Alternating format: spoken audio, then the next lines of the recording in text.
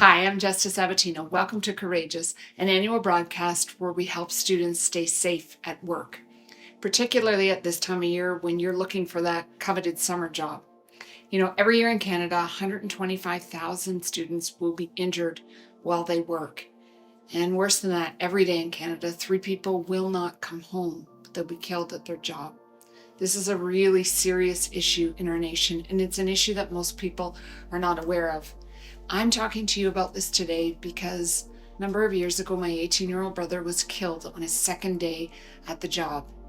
My hope for you is that you would never have to feel the pain that my family endured when my brother died. I hope over these next couple of minutes that you'll be able to learn and listen and always be safe at your job. This year, we went to the streets and asked people this question: have you ever been injured at a job, or has anybody in your family ever been injured at a job? And let's just see what they had to say. Public work injuries, I think the government does a pretty good job on having our EI and being able to go on that. Okay, so you when you had an injury, did you actually report the injury at all? I did, and I went on the government for the EI, so That is being courageous. Makes a big difference, doesn't it? I can say growing up, my dad received lots of work-based injuries, and my brother, who's also in trades right now, he broke his finger a couple of months ago. And my mom has also experienced it. Did that get reported, that broken finger? Did it get reported, you think? That didn't get reported Okay. that I know of yet. No? Well, I don't know, because most of us, we work in a kitchen. Okay, so So it's like, we know people who like cut themselves, or like you work at like near a fryer, it's a hot, like, yeah. So definitely know some people have been injured. yeah. I haven't personally been injured on the job, but I do have an experience to tell you about. So when I worked for a temp agency when I was a young guy, Yeah.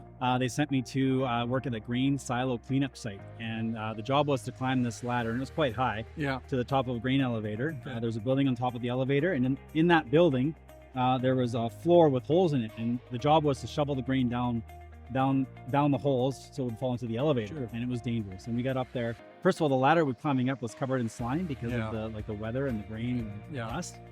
We get to the top, and we take a look down there, and me and my buddy that we were working with was like, this is not safe. Like, we could easily fall inside here. Yeah. So we walked away. Yeah, Actually, did you? We did, and we went back to our supervisor and said, this isn't safe. They should never have brought us there untrained. Mm-hmm. And they ended up firing. So that company, the temp company, ended up firing.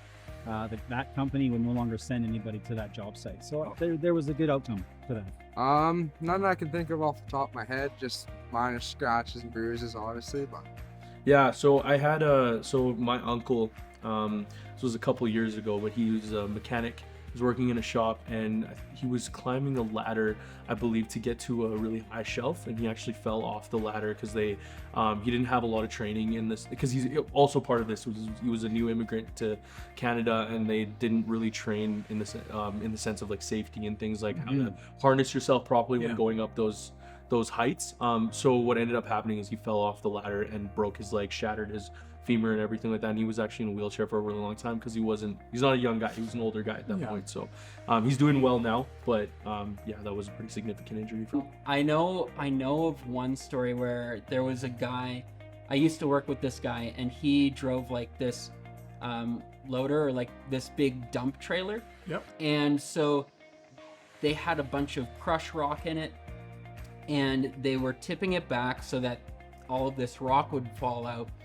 And it all, like the back of the trailer, it was open, but it wasn't coming out.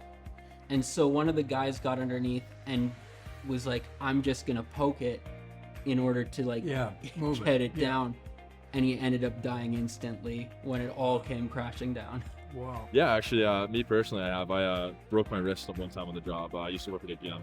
Right, so my mother's a nurse at the hospital. Yeah. So she accidentally fell down, tripped and fell down, broke her ankle. Oh boy. So obviously it was not really her fault. As you can see, workplace safety doesn't just affect those who somehow have bad luck or just were careless or reckless. Workplace safety and workplace accidents affect almost everybody. Worldwide, every 15 seconds, somebody is killed from a work-related health issue or an injury. This is a major, major world problem. The thing is, though, we don't often think about it.